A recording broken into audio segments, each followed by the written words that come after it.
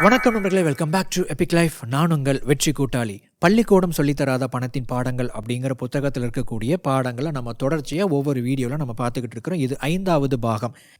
இன்னைக்கான பாடங்களை பார்க்கலாம். Lesson 10, always no the score your net worth. நீங்கள் அந்த பணத்தை சேமிக்கிறது அல்லது இந்த பொருளாதாரம் சம்மந்தமாக நிறைய விஷயங்கள் நீங்கள் பண்ணுறது, இது எல்லாத்துக்குமே ஒரு காரணம் இருக்குது. அது என்ன அப்படின்னா, நீங்கள் பொருளாதார ரீதியாக படிப்படியாக நீங்கள் வளர்ச்சி அடையணும் அப்படிங்கிற அந்த ஒரு இலக்கை அடையிறதுக்காக தான் நீங்கள் இது எல்லாத்தையுமே பண்ணிக்கிட்டு இருக்கீங்க இல்லையா? ஸோ நீங்கள் என்ன பண்ணணும் அப்படின்னா, உங்களுடைய ஸ்கோர் என்ன அப்படின்னு நீங்கள் எப்போவுமே தெரிஞ்சு வச்சுக்கணும். இப்போ நீங்கள் ஒருத்தவங்க ஒரு கிரிக்கெட் மேட்ச் பார்க்குறாங்க அப்படின்னு வச்சுக்கோங்க.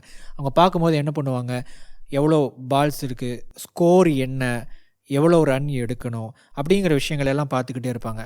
ஆனால் அது எல்லாத்தையுமே ஒரு விஷயத்தோட கம்பேர் பண்ணுவாங்க. எது கூட அப்படின்னா, டோட்டல் ஸ்கோர்.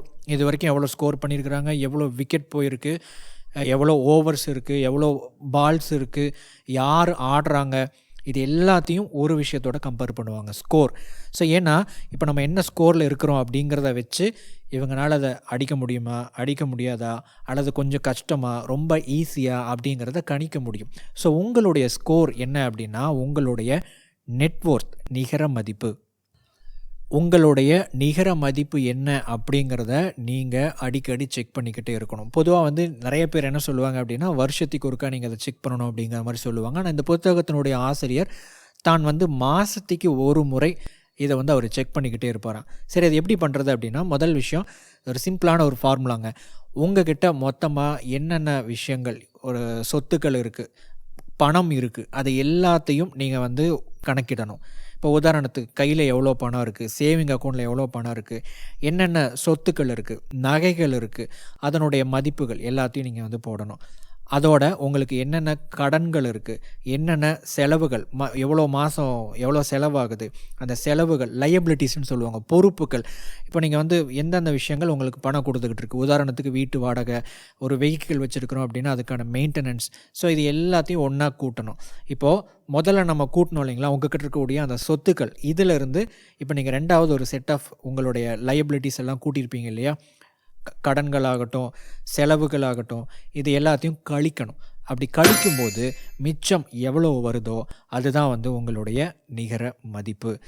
இதை இன்னும் சிம்பிளாக சொல்லணும் அப்படின்னா, ஆசெட் மைனஸ் லையபிலிட்டிஸ். உங்ககிட்ட இருக்கக்கூடிய அந்த சொத்துக்களை, பொறுப்புகள், அதை நீங்கள் கழிச்சிங்கன்னா உங்களுக்கு கிடைக்கக்கூடியதான் நிகர மதிப்பு. Lesson 11, develop a return budget and evaluate it every single month. நீங்கள் பட்ஜெட் போடணும் அப்படின்னு சொன்ன உடனேயே இது கொஞ்சம் கஷ்டமான ஒரு வேலை மாதிரி தான் உங்களுக்கு தெரியும். உண்மையிலேயே அது கொஞ்சம் கஷ்டமான வேலை தான். நிறைய விஷயங்கள், நிறைய வேலைகளுக்கு மத்தியில் இதையும் கொஞ்சம் மெயின்டைன் பண்ணணும், இதை கணக்கு எடுக்கணும், அப்படிலாம் நிறைய வேலைகள் இருக்கும்.